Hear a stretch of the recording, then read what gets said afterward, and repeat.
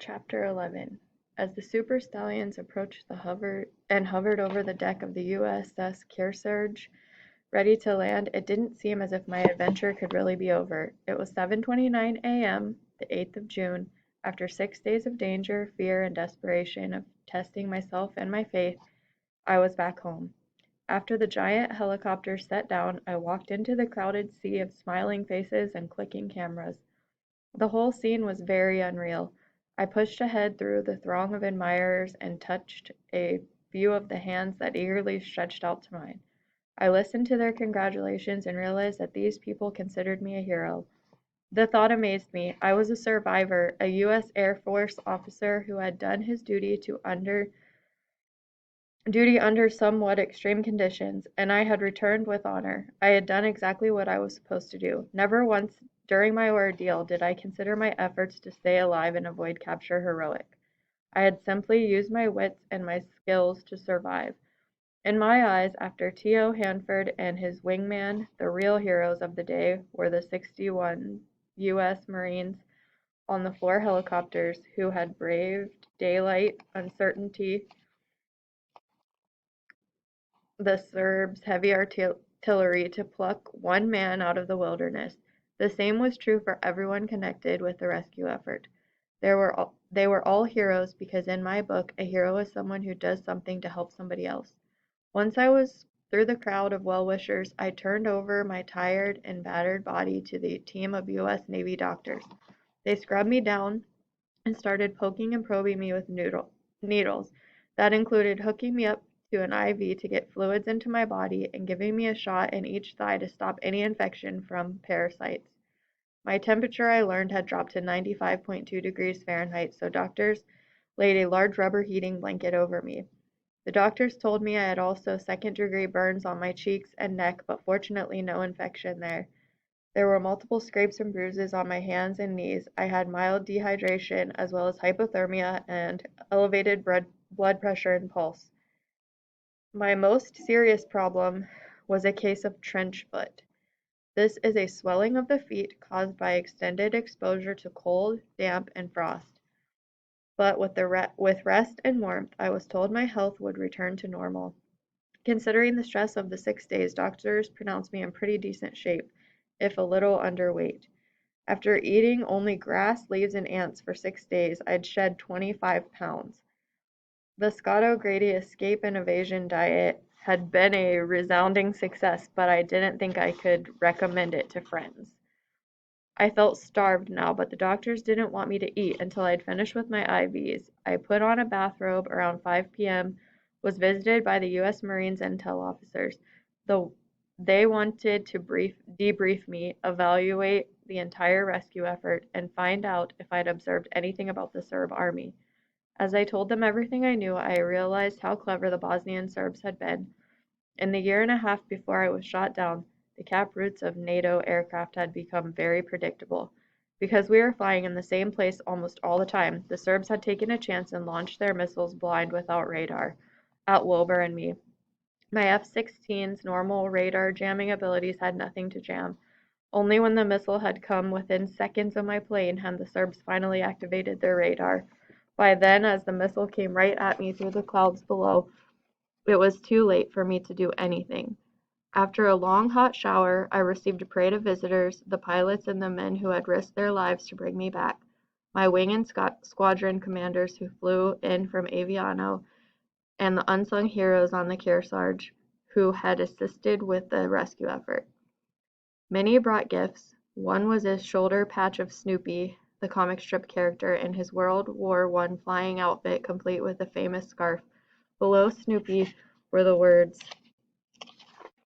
"Be humble." The patch was normally given to sailors and Marines who had rescued downed crew. I was receiving it because technically I had rescued myself. Walking onto the Super Stallion without any assistance, I didn't think I deserved the patch.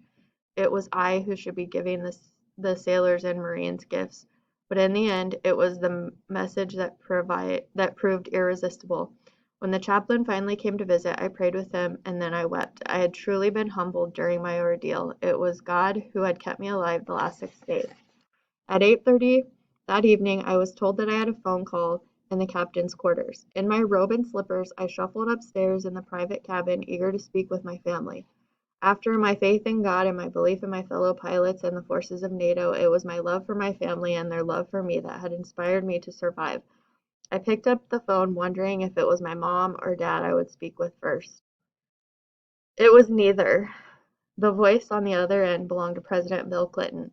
I was in shock. We exchanged greetings, and then President Clinton said the country was on pins and needles, but you knew what you were doing. The whole country is elated.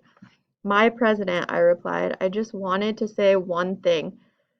Mr. President, I replied, I just wanted to say one thing. The United States is the greatest country in the world. God bless America.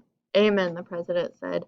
Then it was time to call my family, first my dad's home in Virginia, then my mom in Seattle. My tears flowed freely as I spoke to Dad, Paul, and Stacy. I remembered how, pinned to the ground in some miserable hole-up site, I had been afraid I would never hear their voices again. Now the floodgates opened. For the next 10 minutes, everyone talked so excitedly it was hard to hear each other. Dad had already received a call from the president, and as exciting and unexpected as that was, he, Stacy, and Paul liked hearing my voice even better. In a matter of hours, the news media would be outside my dad's house. The members of the O'Grady family were about to become overnight celebrities, but for these few moments we cherished our privacy. Speaking with my mom, who was as emotional as hearing from Dad, Stacy, and Paul, my mom told me she had never given up believing that I was alive, but now she wanted to know how I was feeling. I told her I was in good shape physically and mentally, and that made her feel better. Finally, I went back to my ship's quarters, where I was served a glorious meal of crab legs and strawberry ice cream. I thought I would sleep light like a log afterward, but all the excitement kept me on edge. I don't think I slept for more than 4 hours.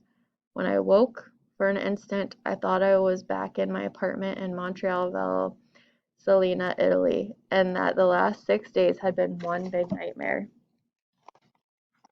The U.S. Navy corpsman brought me a breakfast of French toast, and after more medical tests, I had another debriefing with intel officers. I also met with Leighton Smith, the U.S. Navy admiral responsible for organizing the rescue effort, and we reviewed how the whole process had come together in such a short time. After lunch and a tour of the ship, it was time to say goodbye to everyone on the Kearsarge. I was still walking stiffly, feeling every sore muscle, but my spirits were as high as an F-16 can fly. Waving to everyone in the flight deck, I boarded the Super Stallion with my commander, a doctor, and several other Air Force officers for a quick jaunt to the Italian coast. There we would pick up a Learjet for our leg back to Aviano. Finally, I thought my life could return to normal. I was very wrong. My life would never return to anything near normal. Aboard the Learjet, I was warned to expect a gathering of friends at Aviano. When I stepped off the plane, a crowd of 500 was standing in a large hangar to greet me. Pilots, wives, officers, enlisted men, children. It was an overwhelming spectacle. I wasn't sure what I should do or say, except wave back. I was led quickly to a car and whisked away to a private reception in the squadron building. Waiting for me there were Wilbur and T.O. Wilbur was the first one I hugged. Then T.O. came up and told me that he had been Basher 1-1. I was overwhelmed. I let him know that hearing his voice that night was a gift from God. His determination to find me and his ability to keep me calm were a debt I could never repay. I said, as good friends as we had been before my adventure in Bosnia, T.O. and I are now bonded for life. After a private reception, I returned to the hangar full of friends and their families. To honor my return, there was a flyover of 16 NATO planes representing all different types of aircraft. Turning back to the crowd, I shook a bunch of hands, and a microphone was shoved in front of me. I had never been one for public speaking. Growing up, I was hardly shy about taking risks, and I was good at dealing with people one-to-one, but crowds brought out almost a shyness in me. I told myself to keep my speech brief, just as I'd done with my fellow Jew vets in South Korea. The first thing I wanted to do, I said, is to thank God. If it wasn't for God's love and my love for God, I wouldn't have gotten through it. He's the one that delivered me here, and I know that in my heart. I also want to thank the United Nations and the United States, also the NATO countries. When I was out there, I knew you were all behind me. I could hear you, and I knew it. I said some more thank yous, received a long ovation, and rejoined my squadron mates and their families for a quiet moment at the Triple Nickel snack bar. Minutes later, I said my goodbyes and left the squadron building, returning to my apartment for the first time since that morning. I'd left without having my breakfast to step into my shower and throw my feet up on the sofa and sleep in my own bed. There was nothing more comforting than being back home. The following morning I felt anxious. There was a major media luncheon to be held at the Officers and Enlisted Men's Club at Aviano. I was to be the big speaker, but I didn't have anything terribly new to say, and I didn't have permission from my commanding officer to talk freely about my 6 days, not until I was fully debriefed. As I walked into the room, I stared at more than 100 reporters who represented newspapers, radios, and television stations around the world. Sitting next to T.O. Wilbur and Colonel Wald, we were all surprised when the U.S. Air Force Public Affairs Office began playing a tape of the emotional interchange between Tom Hanford and me. When he had first made contact on that lonely night and he had found me, it was the first time I had heard the tape. Hanford's voice was so clear and determined, while mine sounded frail and tired. Listening to everything, I began to cry and tried to hide my face behind a napkin. Theo started to get teary as well. I know some of the peers joined us. Suddenly, Theo turned to me and said, "You big jerk, you made me cry on national television." I began to laugh, and so did Theo, breaking the tension. But when I went to address the reporters, most of them were still choked up, and a full minute passed before anyone had the composure to ask me a question. When the questions did come, it amazed me how much interest my adventure had created in the outside world. And from the questions I was getting, I could see that everyone considered me a hero, no matter what I said to tell them I wasn't. When I thought back on my life, I had never really had any heroes except one. It was a pretty big exception. The person who had most encouraged me, stood by me, sacrificed for me, and taught me the most importance of self-reliance was my dad. I thought I was the most fortunate kid in the world, and he would always be my hero. Just to keep things in perspective, remember who the real heroes are, I told myself, and I finished answering everyone's questions. By the end of the day, I was feeling almost numb from the attention, but at least it was over, I thought. I had no idea that, except for my family and relatives, anyone back in the United States really cared about what I had been through. I flew home the next day on the Air Force C-20, accompanied by several high-ranking officers, including a colonel in public affairs, who would help me with a few media encouragements that had been lined up.